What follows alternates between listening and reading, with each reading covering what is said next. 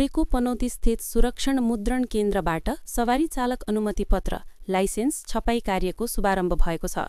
शुक्रबार केन्द्रमा पुगेर सञ्चार तथा सूचना प्रविधि मन्त्री जगदीश खरेलले चालक अनुमति पत्र लाइसेन्स छपाई कार्यको शुभारम्भ गर्नुभएको हो। हाल यातायात व्यवस्था विभागबाट प्राप्त डाटा अनुसार दैनिक करिब 500वटा लाइसेन्स छापिने बताइएको छ। 6 महिनाभित्र छाप्न बाँकी सबै लाइसेन्स छापेर सेवाग्राहीहरूलाई वितरण गर्ने योजना रहेको मन्त्री खरेलले बताउनुभयो। उहाँले लाखौं सेवाग्राही लाइसेन्स नपाइएर कागज बोकेर हिँड्नुपर्ने अवस्थाको अब अन्त्य हुने बताउनुभयो। मन्त्री खरेलले यस अघिको लाइसेन्सको लागत 300 रुपैयाँ पर्नेमा अब केन्द्रबाट छापिने लाइसेन्सको लागत 200 रुपैयाँ मात्रै लाग्ने जानकारी दिनुभयो। उहाँले सुरक्षण मुद्रण केन्द्रमा बजेट र कर्मचारीको अभावलाई हटाउँदै अब निरन्तर रूपमा काम गर्न सक्ने अवस्था बनाइने उल्लेख गर्नुभयो। अब सुरक्षण मुद्रण केन्द्रको कुरा गरिरहने हो भने अदालतमा कतिवटा मुद्दा छन्, अख्तियारमा कतिवटा उजुरी छन्, कतिजना मान्छेहरू विभिन्न आरोप लागेका छन्। अहिले पनि यहाँहरूलाई म नम्र निवेदन गरौँ, सुरक्षण मुद्रण केन्द्रमा आएर काम गर्नको लागि एउटा इमान्दार सरकारी कर्मचारी सधैँ झस्किने गर्छ। त्यहाँ कुन के नाउँमा कसरी भ्रष्टाचारमा मुछिनु पर्ने हो, बडो डराउनु पर्ने अवस्था छ। मान्छे छैनन् यहाँ। एकजना एउटा कार्यकारी निर्देशकले यो धान्नुपर्ने अवस्था रहेछ। हामीले कम्तीमा आधारभूत केही कर्मचारीहरू भए पनि यहाँ व्यवस्था गर्नुपर्छ भनेर मन्त्रालयको तर्फबाट आधारभूत नहुने कर्मचारीहरूको व्यवस्था अहिले गरेको अवस्था छ। यद्यपि अरू कामहरू हामी अगाडि बढाउँदै जानेछौँ र यसरी एउटा सुरुवात त गर्नु पर्यो। जोखिम त कसै न कसैले मोल्नु पर्यो। यति धेरै विवादहरू छन्, आफ्नो ठाउँमा छ, तर यत्रो पूर्वाधार बनेको छ, यत्रो लगानी भएको छ, 3 अर्ब भन्दा बढीको लगानी अहिले भइसकेको छ। तपाईहरूले देख्नुभयो बाहिर 50 करोड भन्दा बढीका चाहिँ मसिनहरू, धुलो धुवाँ पानी सहेर मसिनहरू चाहिँ बसिरहेको अवस्था छ। हरेक भवनहरू जीर्ण बनिरहेको अवस्था छ। अघि म सुन्दै थिएँ एउटा ट्रक नयाँ किनिएको छ, त्यो ट्रक 5 मिटर पनि अगाडि नबढिकन थन्केर अहिले चाहिँ कबाडी बनेको अवस्था छ। अब यहाँ भ्रष्टाचारको आरोप लाग्छ, यो जोखिम हुन्छ, यो मान्छे जेल जान सक्छ भन्ने हिसाबमा कसै न कसैले सुरुवात गरेन भने यो यस्तै खण्डहर बनाएर राख्नु हुँदैन। त्यसकारण हामीले सुरक्षण मुद्रण केन्द्रबाट अब लाइसेन्स भए पनि छापेर अगाडि बढ्नु पर्यो।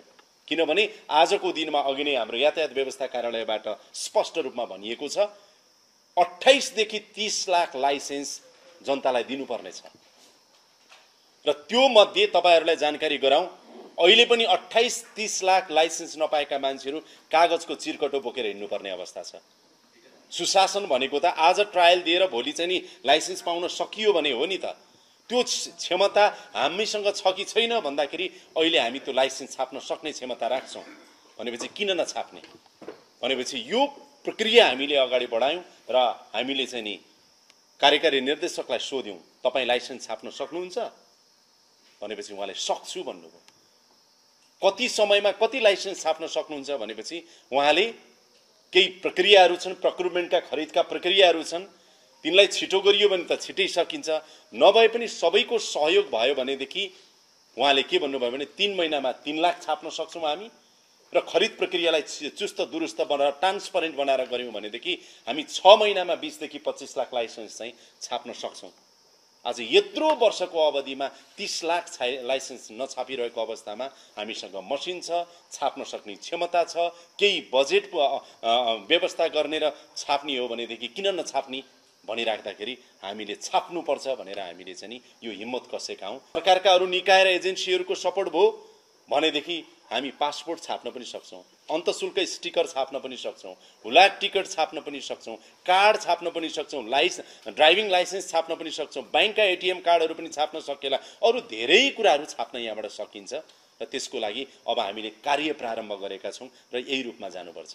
उहाँले जुन 5 वर्षको प्लान बनाउनु भएको छ, 6 महिनाको प्लान छ, म 6 महिनापछि त पक्कै आउँछु, त्यो भन्दा अगाडि पनि आउँछु, कति कार्य प्रगति भयो भनेर। यो प्राथमिकतामा छ किनभने यो चाहिँ देशलाई कमाई गरेर दिन सक्ने ठाउँ हो के, यहाँबाट कमाई हुन्छ, जुन पैसा बाहिर गएको छ त्यो यहाँ रोकिन्छ। त्यस हिसाबले गर्दाखेरि यो महत्त्वपूर्ण कामको सुरुवात चाहिँ गर्नु पर्थ्यो। यत्रो बीचमा भएन, विविध कारणहरूले भएनन् होला, आफ्नो ठाउँमा छ। तर अब काम गर्ने बेला आएको छ, यतातिर हामी सबै लागौँ। पहिलो चरणमा लाइसेन्स सुरु भएसँगै अन्य महत्त्वपूर्ण छपाई पनि अब केन्द्रबाटै सुरु गरिने उल्लेख गर्नुभयो। सुरक्षण मुद्रण केन्द्र राज्यको प्राथमिकतामा रहेको भन्दै मन्त्री खरेलले विगतको उल्झनलाई बिर्सेर सक्षम संस्थाको रूपमा विकसित गर्न निर्देशन दिनुभयो।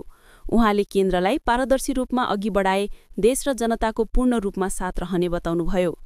मन्त्री खरेलले अहिलेको सरकार निर्वाचनका लागि गठन भए पनि जनताको सेवाका लागि समेत गम्भीर रहेको धारणा राख्नुभयो।